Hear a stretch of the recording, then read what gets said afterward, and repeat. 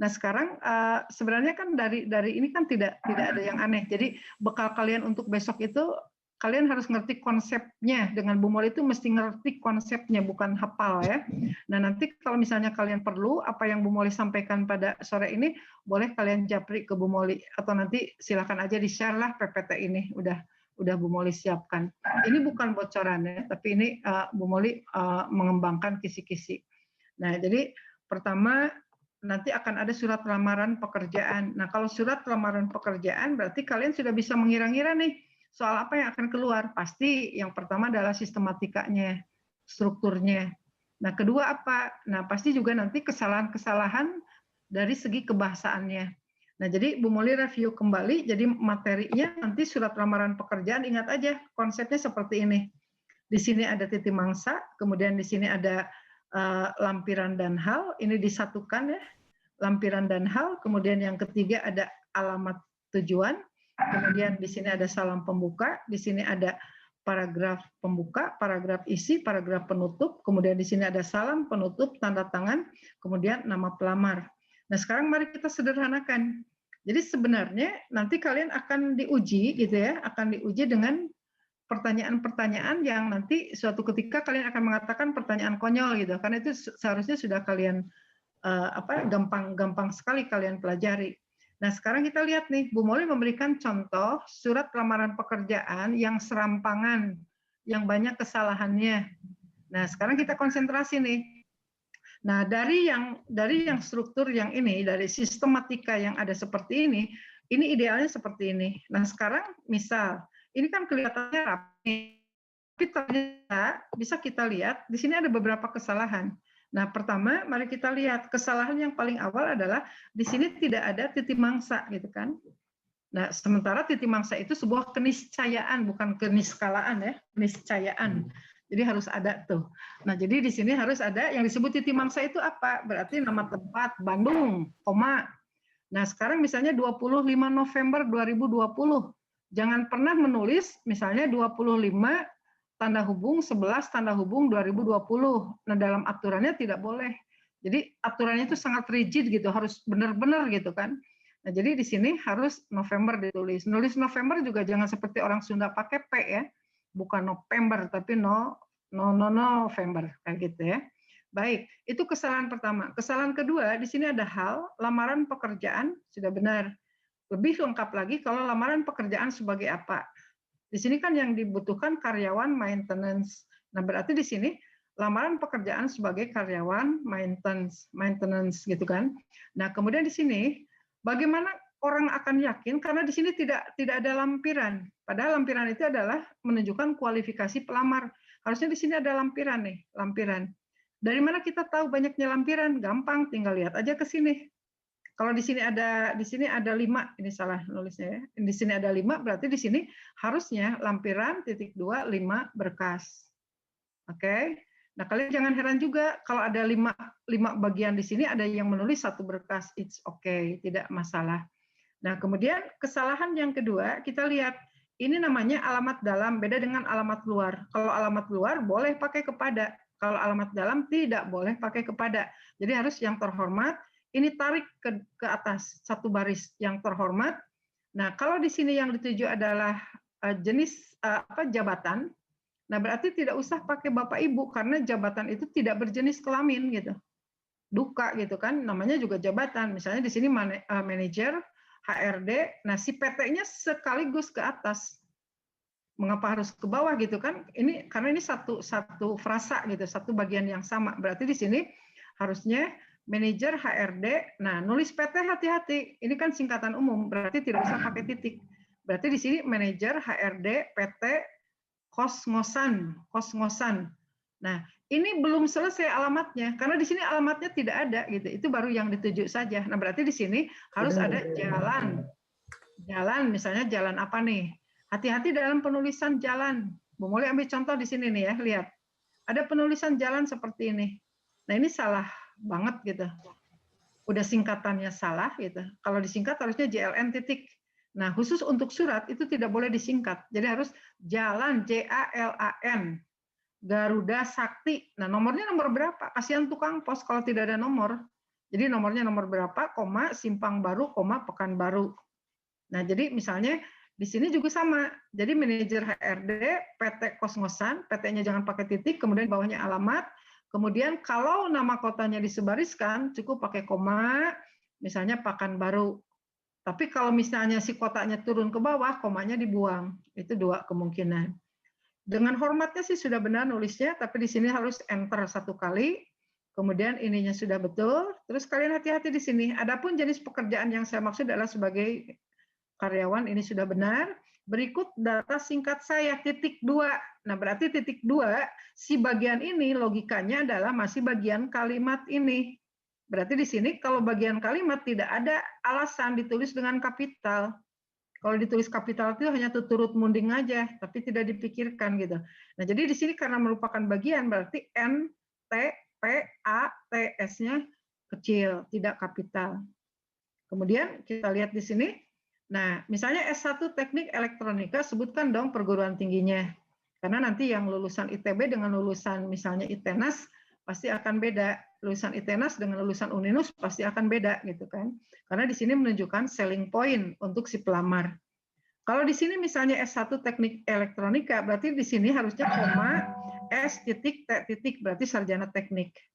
Oke, ini status jangan lajang. Karena lajang itu nanti akan berarti kalau tidak lajang bisa janda, bisa duda, dan itu peyorasi, kurang sopan gitu, kurang elok. Lebih baik menikah atau belum menikah. Jangan kawin ya, kalau kawin kayak binatang ya. Kawin itu lebih pada persetubuhan gitu. Jadi kurang elok juga. Jadi menikah atau belum menikah. Oke, ininya tidak ada masalah. Kemudian ininya juga tidak ada masalah. Yang harus dihindari itu misalnya saya menghaturkan. Nah, menghaturkan tidak ada di kamus KBBI karena itu bahasa Sunda. Harusnya menyampaikan atau mengucapkan. Itu tidak apa-apa. Kemudian salam penutup. Kemudian di sini ada kolom tanda tangan. Kemudian di sini ada nama, harusnya pakai gelar juga. Muhammad Reza Harahap, S titik T titik. Oke, itu surat lamaran pekerjaan. Silakan, siapa yang mau nanya? Bu, kalau misalnya jabatan itu pakai kapital, kayak tadi karyawan tuh pakai K-nya kapital. Karyawan, nah kalau jenis pekerjaan, nah karena di sini yang dibidik berarti kan jadi nama tuh, nama diri berarti karyawan PT apa gitu. Karyawan tadi PT kos-ngosan gitu. Nah karyawannya besar. Oke, baik, pinter. Makasih, Bu. Ya, silakan. Ada lagi yang mau bertanya? Kebayang ya. Jadi kalau soal surat lamaran pekerjaan, itu yang soal versi Pak Enceng itu ada 10 soal lamaran pekerjaan. Jadi nanti diulik lagi tuh. Dilihat lagi, lihat di buku yang Bu Moli yang Cerdik Cendekia Bahasa Indonesia, itu teorinya baca-baca lagi. 10 soal ya. Nah, tidak ada yang ini, jadi sebenarnya kan kalian bayangkan dalam berapa menit Bu Moli bisa menjelaskan dan kalian bisa paham. Artinya tidak ada masalah dengan surat lamaran pekerjaan. Oke. Berikutnya, Bu Moli sampaikan teks cerita sejarah. Nah, ini kan kalau kita belajar lengkap seperti ini, tapi di kisi-kisi tidak seheboh ini. Di sini nanti akan keluar struktur teks cerita sejarah. Misalnya ada sebuah paragraf, kemudian nanti kalian harus bisa memilah atau bisa mengidentifikasi bahwa si paragraf itu termasuk struktur bagian yang mana gitu. Kemudian nanti ada ciri kebahasaannya, misalnya ada bahasa yang kurang pas, kemudian kalian betulkan, larinya ke kalimat efektif. Nah, sekarang kita samakan dulu persepsi kita nih ya. Kadang-kadang suka bingung nih, ada teks cerita sejarah, kemudian ada novel sejarah. Nah, di sini ada irisannya. Irisannya itu sama-sama berkaitan dengan sejarah. Oke, informasi dua-duanya berdasarkan fakta. Oke, tapi di sini nanti akan ada sempalannya, beda arah nih. Jalannya bareng, tapi tiba-tiba yang satu ke kiri, yang satu ke kanan.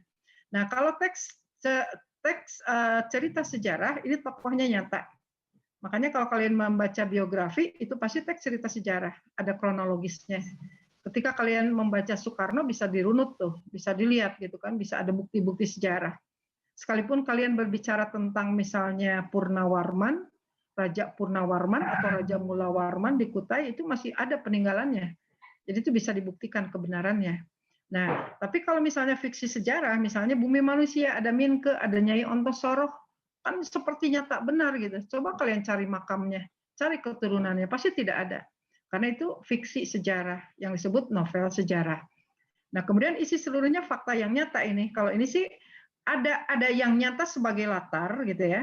Nah, kan Pramudia juga kalau latarnya sih nyata gitu. Ada kota, ada peristiwa dijajah Belanda ada gitu. Tapi di sini mengandung kejadiannya ya yang direka gitu, namanya juga cerita fiksi. Ini seluruh sumber berasal dari fakta yang relevan dan valid, artinya kan bisa dipertanggungjawabkan. Kalau ini kan karangan penulis, imajinasi itu suka-suka pengarang aja gitu mau dibawa kemana. Oke, pada akhirnya endingnya secara keseluruhan kalau teks cerita sejarah itu bisa dibuktikan sebagai karya ilmiah. Oke, bisa diriset gitu. Tapi kalau ini misalnya novel sejarah itu larinya pada karya sastra. Oke, masing-masing punya fungsi yang berbeda dan saling melengkapi ya untuk membuat peradaban dunia lebih bagus. Baik.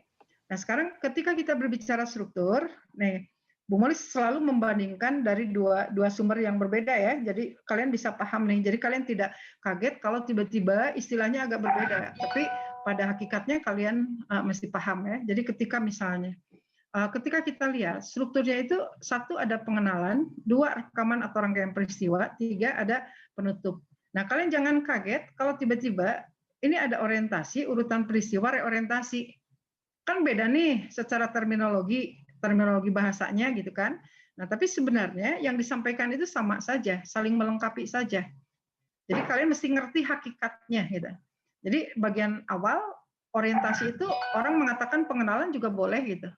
Kemudian di sini ada rekaman atau rangkaian peristiwa, ini dibagi ada peristiwa 1, 2, 3, ya bergantung kebutuhan. Kalau ceritanya panjang, ya bisa berbagai peristiwa, bisa mungkin sampai 100 juga bisa gitu kan. Ini secara sederhananya seperti ini. Kemudian nanti ada penutup. Nah, penutup ini namanya reorientasi. Nah, si reorientasi itu apa yang ada di dalam reorientasi? Nah, ada simpulan, ada penilaian. Nah, kemudian akibatnya itu akibat dari si cerita itu gitu. Bukan akibat kausalitas, bukan kausalitas dalam peristiwa gitu. Tapi di sini adalah akibat dari setelah si penulis memahami atau riset tentang satu objek, kemudian dia bisa menarik simpulannya seperti apa. Nah, kalau misalnya di sini reorientasi, ini kan berisi komentar pribadi nih, penulis tentang peristiwa atau kejadian sejarah yang diceritakan. Jadi di sini reorientasi itu opsional, boleh ada, boleh tidak. Karena kalau kita membaca teks cerita sejarah, intinya itu ada di sini gitu.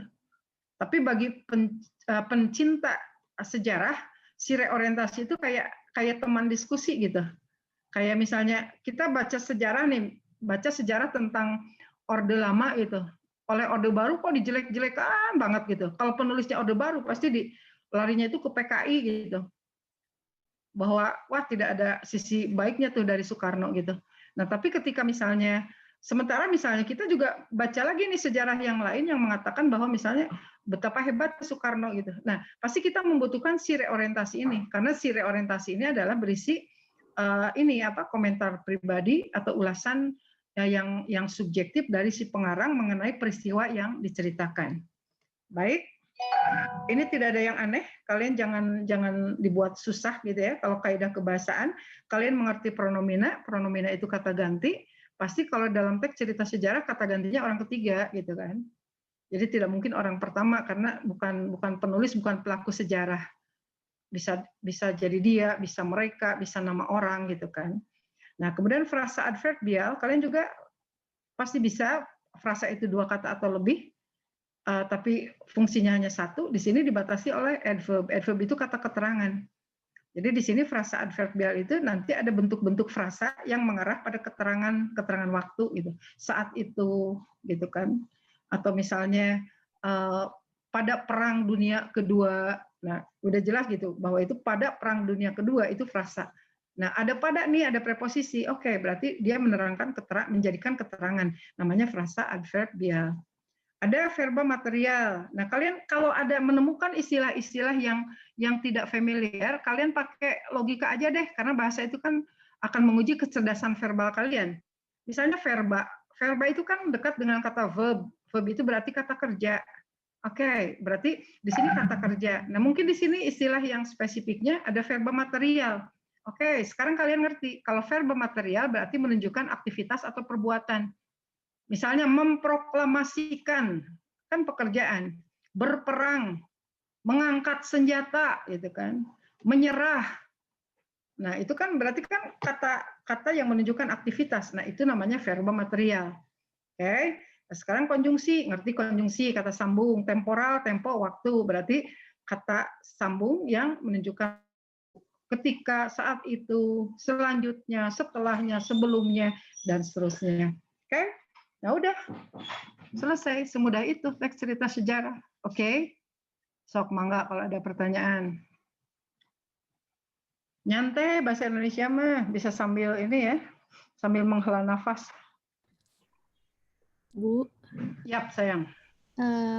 maaf ganggu. Kalau misalkan soal IPS sama anak IPA sama nggak, Bu? Sama.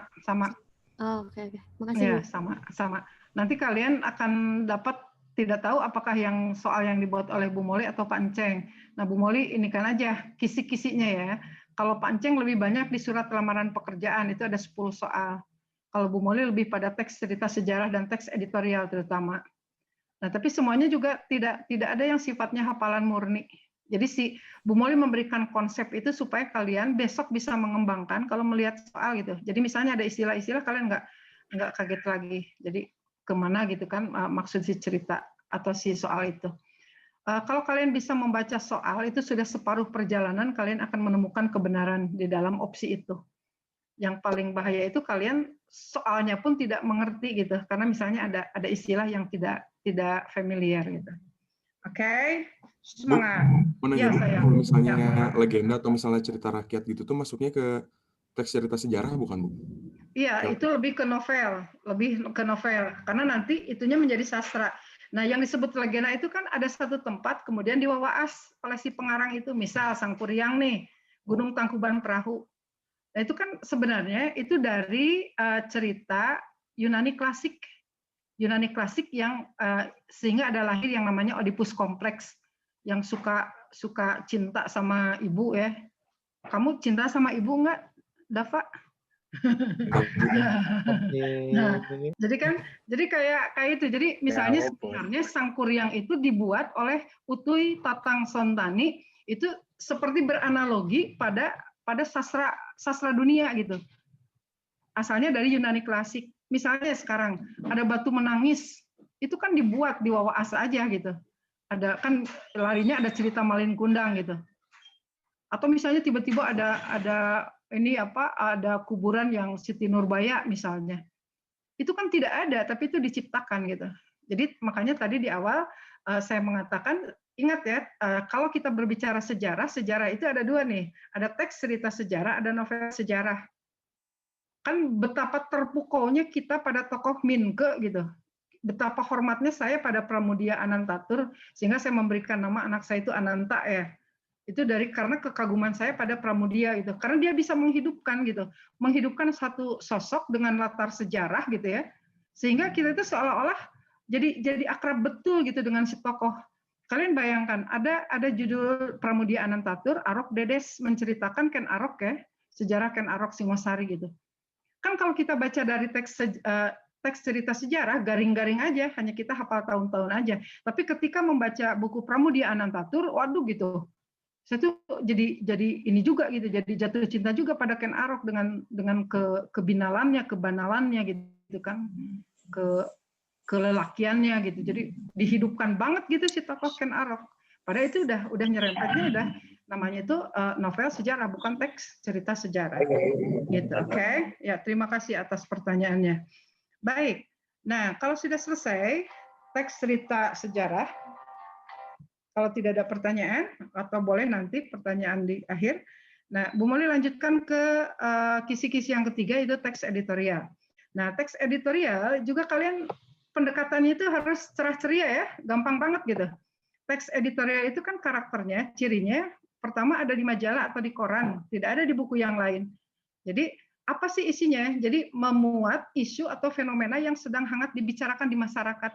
Jadi kurun waktunya itu tertentu gitu. Ketika kita membicarakan misalnya tentang COVID, udah tidak hangat lagi nih, udah basi. Tapi ketika kita membicarakan misalnya kasus tertangkap tangan Menteri Perikanan dan Kelautan yang menjual benur lobster ke luar negeri, itu jahat banget gitu ya. Nah, itu lagi hangat dibicarakan. Atau misalnya kasus Habib Rizik dengan melawan Nikita Mirzani gitu kan. Nah, itu hangat dibicarakan gitu. Nah, jadi kalau kita berbicara teks editorial itu berarti karakteristiknya itu berarti ada isu atau fenomena yang sedang terjadi di masyarakat, yang aktual, yang sedang hangat dibicarakan oleh masyarakat. Biasanya yang dibicarakannya bisa isu-isu sosial, politik, ekonomi, budaya, apapun. Nah, kemudian yang harus kalian pahami dalam teks editorial itu berarti ada pihak yang dibela gitu ya. Ada pihak yang dibela, berarti nanti si tim redaksi itu berpihak pada siapa. Kemudian satu lagi ada pihak yang dikritisi gitu. Ada yang dikritisi. Misalnya siapa nih yang dikritisi pada kasus ini misalnya. Nah, kalau misalnya ada juga kan orang yang segala sesuatu kesalahan itu adanya di Jokowi aja. Yang korupsi siapa, yang salah Jokowi karena mau memilih dia jadi menteri gitu. Padahal ya kalau mentalnya bejat ya bejat aja gitu. Tapi itulah ya yang disebut teks editorial karena akan memunculkan pro dan kontra. Jadi tujuan teks editorial itu kan sebenarnya mencerdaskan masyarakat dan seperti ini, menggugah masyarakat untuk ikut terlibat memikirkan konten apa yang sedang terjadi gitu. Jadi kalau kalian misalnya sekarang bentar lagi misalnya kalian mahasiswa, kalau kalian tidak suka baca teks editorial, aduh udah kalian tercerabut ya dari kehidupan gitu. Karena harus tahu nih sedang ada apa nih. Karena teks editorial itu bukan hanya masalah yang ada di lingkungan sekitar kita dalam pengertian fisik ya. Kita juga bisa berbicara tentang Joe Biden di Amerika gitu. Kita juga bisa aja kita misalnya pro atau kontra terhadap Donald Trump gitu. Itu kan bisa saja. Nah, jadi itu ya asiknya dari teks editorial. Nah, sekarang kita lihat nih, saya bandingkan nih. Kalau struktur teks editorial seperti ini, ada pengenalan isu yang disebut tesis, ada penyampaian argumen, ada simpulan. Nah, di sini saya agak tidak sependapat karena di sini kalau penyampaian argumen, di sini dikatakan berisi ulasan atau saran, kritik dan harapan. Ini mestinya masuknya kesimpulan. Tapi it's okay. Ini saya kan sengaja memberikan supaya kalian itu yang diberikan oleh Bu Molly itu terlampau sedikit dari apa yang bisa kalian dapatkan di luaran. Ini Bu Molly ngasih namanya juga basic aja. Nah, jadi kalian bayangkan, jadi ketika misalnya saya lebih setuju yang ini, yang struktur ini, lebih gampang. Jadi kalau struktur teks itu satu pengenalan isu yang disebut tesis, berarti masalah yang menjadi sorotan di masyarakat ditulis. Kalau teks editorial tidak mungkin ditulis oleh satu penulis, tapi pasti tim ya, yang menulisnya tim. Dan itu jadi brand sebuah media massa, bisa koran, bisa majalah. Nah, di sini posisinya mau pro atau kontra. Nah, ketika kita menunjukkan misalnya sudah menentukan pro atau kontra, berarti kita kan butuh argumen. Kalau pro, kenapa pro? Kalau kontra, kenapa kontra? Berarti cari sumbernya. Kemudian cari misalnya di sini referensinya. Jadi jangan subjektif, walaupun di sini pendapat, tapi pendapat itu harus berdasarkan sesuatu yang faktual, sesuatu yang bisa dipertanggungjawabkan. Bukan mengandalkan rasa gitu ya, tapi rasio dibutuhkan. Kemudian di sini ada simpulan atau rekomendasi. Ini Bu Molly copy paste, jadi tidak punya kekuatan untuk membetulkan si tulisan ini. Jadi simpulan dan rekomendasi. Nah, berarti di sini ketika kita menuliskan simpulan, berarti di sini menegaskan ulang.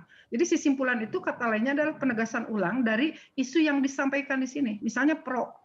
Nah, kemudian di sini di sini lebih mempersuasi, memengaruhi gitu kan, memengaruhi si pembaca sehingga ya meyakini apa yang disampaikan di sini gitu. Jadi lebih jauhnya lagi pernah ada satu masa tajuk rencana sedang berpihak pada satu konkretnya ada seorang ibu yang berobat ke rumah sakit, kemudian ada malpraktik, kemudian dia curhat di Instagram. Kemudian oleh rumah sakitnya dituntut, kemudian ternyata udah gitu dibawa ke pengadilan, si ibu tuh kalah dan harus membayar denda ratusan juta.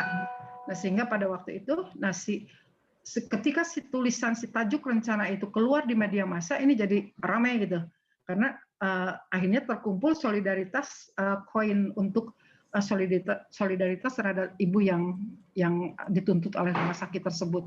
Nah, itu salah satu contoh. Jadi di sini kalau yang namanya teks editorial itu ada tindak lanjutnya. Oke, ini biasa nanti juga ditanyakan nih. Misalnya kalian mencari gagasan utama dari teks editorial, isu apa yang sedang dibicarakan. Nah, kalau isu apa yang dibicarakan, maka triknya adalah cari kalimat utama gitu. Karena kalimat utama itu memuat gagasan utama. Nanti juga dalam salah satu soal ditanyakan mana kalimat penjelas yang tidak mendukung kalimat utama. Nah, berarti kalian cari kalimat yang tidak relevan, kalimat yang sumbang. Bisa lah ya. Misal di sini ada adverbial frekuensi. Adverb, ingat kata keterangan frekuensi berarti keseringan, terus-menerus. Jadi di sini misalnya seperti, kadang-kadang, jarang, kerap. Nah, itu namanya pasti kata keterangan yang menunjukkan keseringan, frekuensi. Di sini ada konjungsi yang menata argumentasi, gampang lah gitu kan. Nah, pasti kan ada supaya argumennya jelas, maka misalnya pertama apa, kedua apa, selanjutnya apa, dan seterusnya. Kemudian di sini ada memperkuat argumentasi karena kan tujuannya untuk menyatakan pendapat, punten lampu. Kan menyatakan pendapat untuk memengaruhi massa gitu kan. Nah, berarti di sini ada konjungsi yang memperkuat argumentasi. Bahkan selain itu, lagi pula, justru gitu kan, jadi menekan betul tuh. Oke.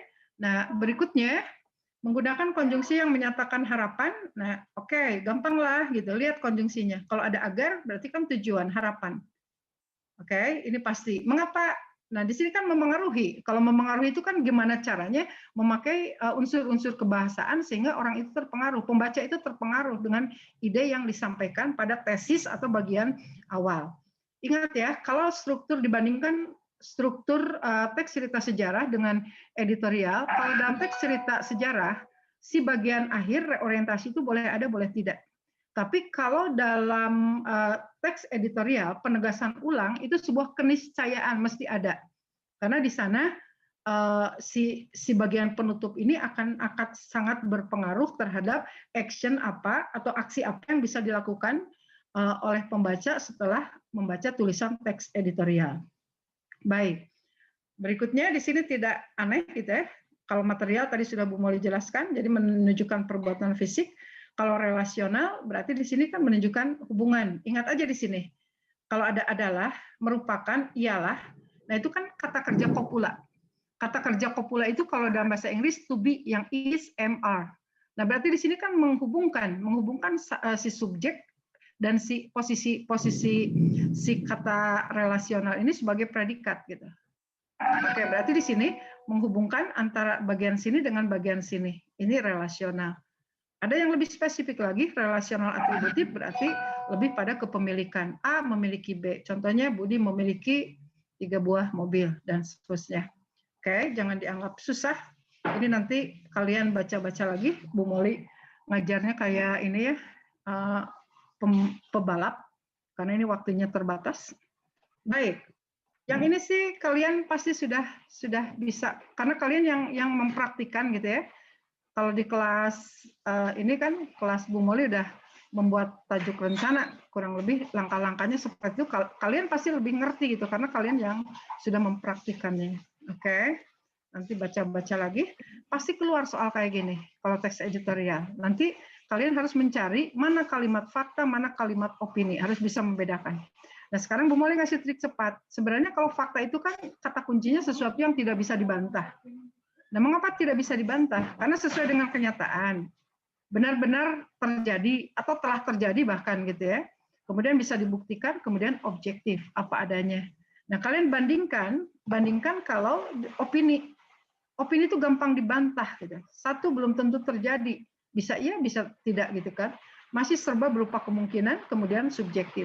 Nah, cara gampang untuk menunjukkan bahwa kalimat itu subjektif kalau ada kata bantu yang sangat paling agak, nah itu kan ada nilai subjektif. Misalnya Reza tampan, itu fakta ya. Tapi kalau Reza sangat tampan, nah itu opini. Ya, karena kan ada nilai relativitas tertentu gitu ya. Oke, kurang lebih seperti itu. Kemudian opini itu ada kata-kata misalnya gini, jika kira-kira andai rupanya kelihatannya gampang lah ya, yang gini kan pasti menunjukkan ketidakpastian gitu ya. Paham ya? Jadi jangan dianggap sulit, fakta dan opini. Pokoknya fakta sesuatu yang tidak bisa dibantah, opini masih gampang dibantah. Oke? Baik. Nah, cukup dulu untuk yang itu. Yang teks editorial, sok mangga kalau ada pertanyaan. Udah 3 tuh, Bu Moli udah ini. Udah maraton, sok mangga kalau ada pertanyaan. Oke, kalau tidak ada pertanyaan, langsung Bu Moli lari ke sintaksis. Jadi kan ada 5 nih, sekarang yang keempat, sintaksis. Oke. Nah, mangga. Tanya, mau nanya? Kalau tadi, kan kalau sangat tampan itu opini. Tapi kalau tampan aja, itu fakta.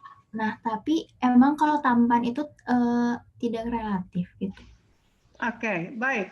Kalau misalnya mengatakan nih, misalnya ada, pastinya sebelumnya kalimat-kalimat sebelumnya ada kriteria tentang makna tampan pada konsep yang disebutkan. Misal disebutkan misalnya ciri-ciri bla bla bla bla gitu kan, ciri-ciri. Kemudian simpulannya adalah Reza tampan, tingginya berapa, kulitnya seperti apa, hidungnya seperti apa.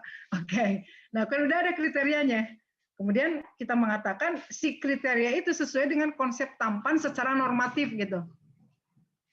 Nah, jadi misalnya Reza tampan. Kalau misalnya sekarang Kanya protes kenapa Reza tampan, yaitu masalah pribadi aja gitu ya. Jadi kalau misalnya kita mengatakan tampan, pintar, karena memang ada kata itu kan. Ada kata itu faktual. Tapi ketika misalnya kita sudah menyimpan unsur subjektif di sana, misalnya kita mengatakan ada sangat, paling, agak gitu. Itu kan udah ada nilai rasa gitu. Beda dengan kita mengatakan, misalnya kan kita mengatakan ini ada barang nih, barang ini misalnya bagus. Ya oke, karena ini sesuai dengan pasti ada norma tertentu sehingga kita mengatakan bahwa itu bagus gitu. Tapi ketika misalnya saya mengatakan, menurut saya kan ini sangat bagus, tapi menurut Kanya bagus aja. Nah, berarti kita ambil yang si konsep dasarnya itu bahwa ada kata bagus gitu. Oke, baik. Nah, berikutnya. Ibu mau nanya. Mangga sayang. Kalau misalnya di kalimat fakta itu udah tahunnya, itu udah termasuk fakta bukan, Bu? Kalau apa, Jihan? Kalau ada tahunnya. Asal bergantung. Misalnya kalau Jihan akan pergi umroh pada tahun 2020 ini. Nah, Jihan akan pergi umroh pada tahun 2020. Ada tahunnya kan? Tapi akan pergi kan belum terjadi. Nah, berarti itu opini kan? Nah, gitu. Jadi si tahun itu tidak menunjukkan bahwa itu faktual. Kecuali kalau misalnya tahun itu kan hanya merupakan adverb, hanya merupakan kata keterangan dari kalimat sebelumnya, kata-kata pada konteks kalimat tersebut. Oke. Baik, andai waktunya panjang ya, Bu Mol bisa diskusi banyak dengan kalian. Tapi kita lanjutkan ya. Sekarang sintaksis. Nah, dasar-dasar sintaksis seperti ini. Jadi ada fonologi, morfologi, sintaksis. Nah, nanti kisarannya akan ke daerah sini. Kalian nanti harus bisa membedakan atau menghitung berapa jumlah frasa dan berapa jumlah klausa. Oke? Nah, ini. Kalian ngerti? Ada pertanyaan dulu, ada keraguan mengenai frasa dan klausa? Yang IPS Panceng sudah menjelaskan pasti ya, frasa dan klausa. Udah jelas ya? Oke. Nah, jadi gini. Ini ya, Bu Moli ngebut nih ya. Kalau ini akar paling dalam itu namanya fona, fon.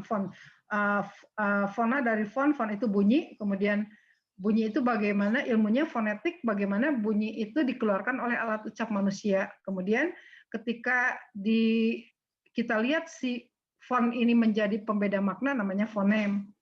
Ketika kita mengatakan misalnya cakar dan cagar, kan hanya beda K dan G, tapi maknanya jauh banget gitu. Ada babi, ada papi, coba bayangkan, hanya berbeda dikit antara B dan P gitu. Biasanya kalian memanggil misalnya ayah kalian papi gitu. Tiba-tiba si P-nya ganti dengan B gitu. Pasti kalian ini deh, tujuannya mau minta uang, papi minta uang pasti dikasih, babi minta uang, wow gitu, pasti nggak akan dikasih. Padahal hanya perbedaan fonem gitu. Jadi fonem itu ajaib ya. Unsur bunyi terkecil yang membedakan arti. Silabel itu suku kata. Jihan itu 2 silabel. Tapi kalau jihan, nah ini ada 1, 2, 3, 4, 5, 6. Ini ada 6 huruf, tapi sebenarnya hanya ada 5 fonem, karena jihan walaupun A-nya 2, kita bacanya jihan. Tidak jihain atau apa gitu ya. Nah itu yang membedakannya. Oke, baik. Nah jadi kalian konsep frasa klausa kalimat, jadi kurang lebih seperti ini. Jadi kalau kita berbicara frasa itu 2 kata atau lebih, tapi hanya mempunyai 1 batas fungsi. Nah kalau kita berbicara batas fungsi, berarti subjek, predikat, objek, pelengkap, keterangan. Nah, ciri frasa terdiri dari 2 kata atau lebih, kemudian tidak mengandung predikat. Mengapa? Karena kalau mengandung predikat namanya klausa, gitu. Memiliki fungsi gramatikal dalam kalimat. Nah, fungsi gramatikal itu pasti apakah sebagai subjek, predikat, atau objek, pelengkap, atau keterangan. Oke, Bu Molly ingin menunjukkan ini nih. Karena besok harus bisa menghitung jumlah frasa klausa. Ambil contoh ini. Oke? Nah, ini ada sebuah kalimat, Alika dan Alima bersahabat sejak bersekolah di TK Taruna Bakti. Nah, di sini ketika kalian akan menghitung berapa frasa dan berapa klausa, maka langkah pertama yang harus kalian lakukan adalah kalian harus buat dulu polanya. Nah, untuk mencari subjek kan tanya dengan siapa atau apa. Siapa yang bersahabat? Alika dan Alima. Bagaimana Alika dan Alima bersahabat? Berarti dia subjek, ini predikat. Subjek, predikat. Nah, ketika kalian menemukan konjungsi, berarti dia keterangan, K, terus di garis bawah. Nah, siapa yang bersekolah? Sebenarnya Alika dan Alima, tapi di sini tidak dituliskan. Jadi subjeknya itu pakai kurung buka, kurung tutup. Predikatnya bersekolah. Nah, kalau ada preposisi di, nih ini preposisi, di TK Taruna Bakti, pasti itu keterangan. Oke? Jadi jelas ya, kalau kalian menemukan preposisi di awal, pasti keterangan. Jadi ciri keterangan itu kalau diawali preposisi dan posisinya bisa dipindah-pindahkan. Oke, nah sekarang bagaimana kita akan menghitung berapa jumlah frasa? Tinggal lihat aja, ini ada berapa fungsi dulu nih. Ini 1 fungsi, subjek, predikat, keterangan. Oke, berarti ada 4 fungsi. Nah dari setiap fungsi itu kita lihat, nih dari setiap fungsi itu kita lihat mana yang merupakan 2 kata atau lebih. Subjeknya 3 kata, oke, frasa. Predikat 1 kata, bukan frasa. Predikat di sini pada klausa bawahan bukan frasa karena 1 kata. Berarti di sini kata, bukan frasa. Di TK Taruna Bakti lebih dari 2 kata, berarti di sini frasa. Nah, berarti ada berapa frasa? 1, 2, berarti 2 frasa. Ada berapa klausa? Lebih gampang. Kalau klausa tinggal hitung ada berapa predikat. Predikatnya 1, 2, berarti 2 klausa. Oke, nah sekarang Bu Molly tanya nih ke kalian, kalau yang bawah ada berapa frasa, berapa klausa? Yang ini, berapa frasa, berapa klausa? Nah, ketika nenek tercinta wafat, nah ini subjek, ini predikat. Kami sekeluarga, yang kuning ini subjek, yang hijau predikat. Nah, berarti di sini polanya K garis bawah SP. Kemudian di sini SP. Oke. Nah, kalau kalian ditanyakan inti kalimat atau kalimat inti, maka kalian carinya SP pada inti subjek dan predikat pada klausa atasan. Nah, berarti di sini klausa kalimat intinya adalah kami berduka. Hitung berapa frasa? Di sini subjeknya 2 kata, berarti frasa. Predikatnya 1 kata, bukan frasa. Subjeknya di sini 2 kata, frasa. Predikatnya 2 kata, frasa. Nah, berarti si kalimat ini mengandung 3 frasa. 1, 2, 3. Kita hitung ada berapa predikat. Nah, predikatnya ada 2, berarti ada 2 klausa. Gitu. Semudah itu. Sok, mangga kalau ada pertanyaan. Semudah itu.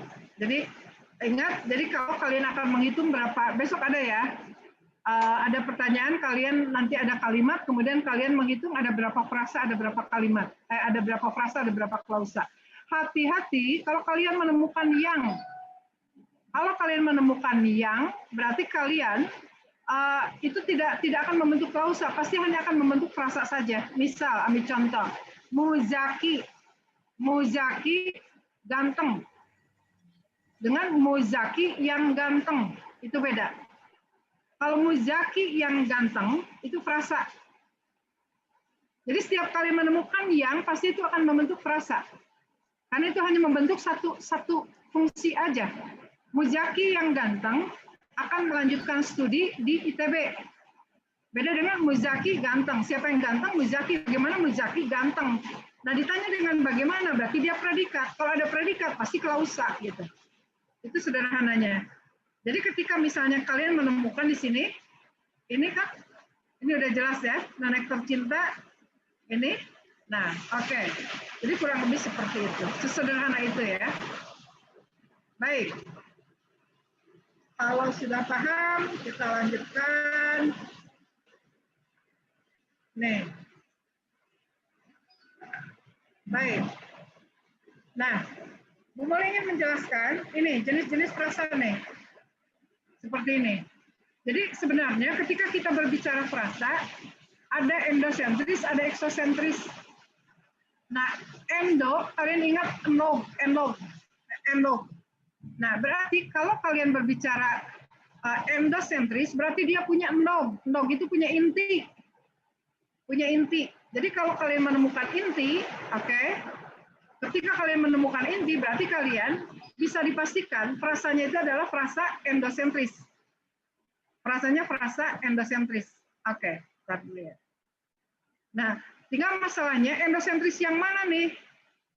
Endosentris itu terbagi 3. Oke, baik. Nah, sekarang Bu Moli balik lagi ke sini. Mudah-mudahan ini lebih gampang nih pemahamannya. Bentar.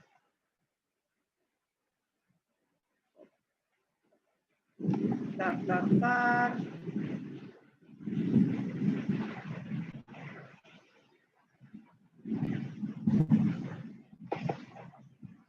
Oke.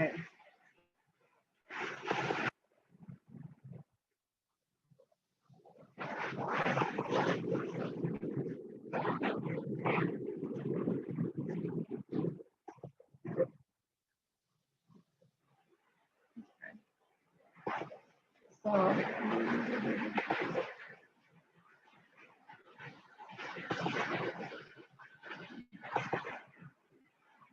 baik. Nah, sekarang kita lihat nih ya. Nah, untuk bisa membedakan jenis-jenis frasa, kalian lihat nih, sesederhana ini. Jadi misalnya gini, Alika dan Alima itu frasa kan? Nah, ada intinya enggak? Ada gitu. Karena siapa yang bersahabat, Alika iya, Alima iya. Berarti setara. Kalau setara ada intinya namanya endosentris. Nah, kalau setara itu apa namanya? Koordinatif. Berarti di sini namanya frasa endosentris koordinatif. Beda dengan misalnya sangat berduka. Nah, sangat berduka di sini ada inti. Berduka lebih penting dari sangat. Maka di sini kalau ada inti, salah satu lebih penting dari yang lain, itu namanya endosentris atributif. Endosentris atributif. Nah, misalnya di sini, bagaimana kita tahu kan frasa itu ada endosentris atributif, ada koordinatif, satu lagi apositif. Kalau apositif itu keterangan yang bisa saling menggantikan. Misal di sini ada nenek. Nenek, kemudian di sini koma, ibunda ayah, koma, wafat. Nah, jadi di sini ibunda ayah itu sama dengan nenek. Itu namanya endosentris apositif. Jadi saling menggantikan. Kan bisa mengatakan nenek wafat, ibunda ayah wafat, itu sama aja. Jadi ketika misalnya gini, jadi kalau Bu Moli suka gini ya, kalau koordinatif itu gini, ya gini, setara. Di sini ada tengah-tengahnya bisa disisipi dan atau. Kalau atributif, satu lebih penting dari yang lain. Kalau positif kayak gini, dibuang satu masih ada yang satu lagi gitu. Dibuang yang ini masih ada yang ini, itu apositif. Kemudian satu lagi, kalau di sini ada preposisi, berarti dia tidak bisa dipisahkan. Tidak bisa misalnya Alika dan Alima bersekolah di, tidak bisa. Bersekolah TK tidak bisa. Bersekolah Taruna Bakti tidak bisa. Harus bersekolah di TK Taruna Bakti. Nah, kalau tidak bisa dipisahkan, tidak memiliki inti, namanya frasa eksosentris. Eksosentris. Nah, jadi Kurang lebih seperti itu. Oke. Jadi kalau balik lagi ke sini, kalian jangan panik dengan istilah ini. Jadi ini sebenarnya sederhana. Atributif yang punya inti, koordinatif yang setara, apositif yang bisa saling menggantikan, eksosentris yang tidak punya inti, eksosentris yang tidak punya inti. Nah sekarang dari kelas katanya, misalnya tadi Alika dan Alima kan kata benda, manusia, kata benda, berarti frasanya nominal. Ingat nominal itu bukan ekonomi, bukan bilangan ya. Berarti di sini nominal. Kalau misalnya akan melanjutkan, nah akan melanjutkan, ada berdikter kata kerja, berarti verbal. Misalnya tadi Muzaki sangat ganteng, misalnya sangat ganteng. Nah, berarti di sini ada ganteng kata sifat, rasanya adjektifal. Kalau ada frasa preposisional, berarti ada kata depannya. Yang tadi di TK Taruna Bakti itu preposisional. Oke, kalau frasa biasa maknanya denotasi, frasa idiomatik berarti maknanya maknanya ungkapan. Baik. Nah, sampai sini dulu. Mangga kalau ada pertanyaan. Mesti bingung. Direktif itu kan berarti langsung. Langsung itu bisa misalnya direktif langsung, non direktif itu sebenarnya tidak jadi masalah. Pokoknya kalau kita berbicara eksosentris itu pokoknya yang tidak punya inti. Tidak punya inti.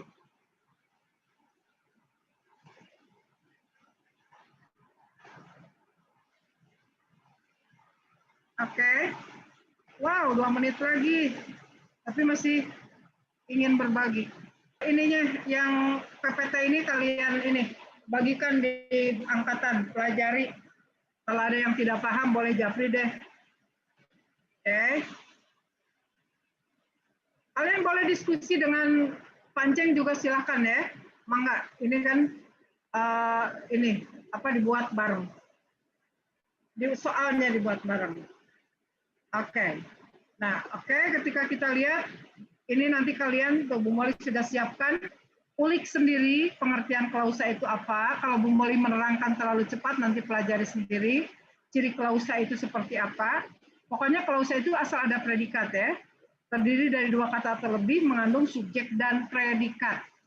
Walaupun sebenarnya tidak ada subjek pun, kalau kita melihat ada predikat, berarti itu peluang jadi klausa. Oke?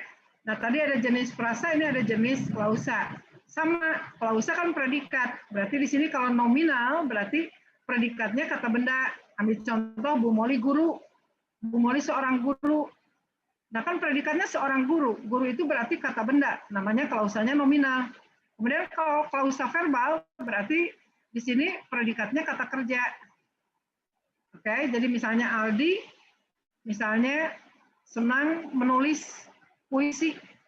Senang menulis puisi. Nah, berarti kan di sini bisa dipastikan bahwa ada berdikter berarti kata kerja. Berarti klausanya klausa verbal. Oke. Nah, sekarang kita lihat.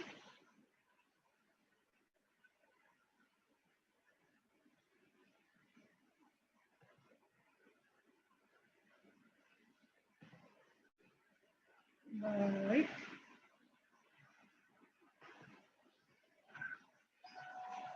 Nah, kita lihat. Oh, ini.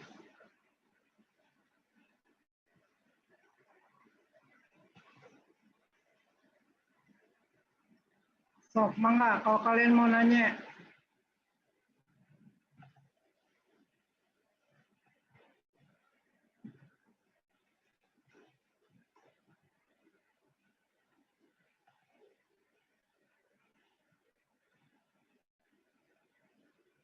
Oke, kalau klausa bilangan, paham ya?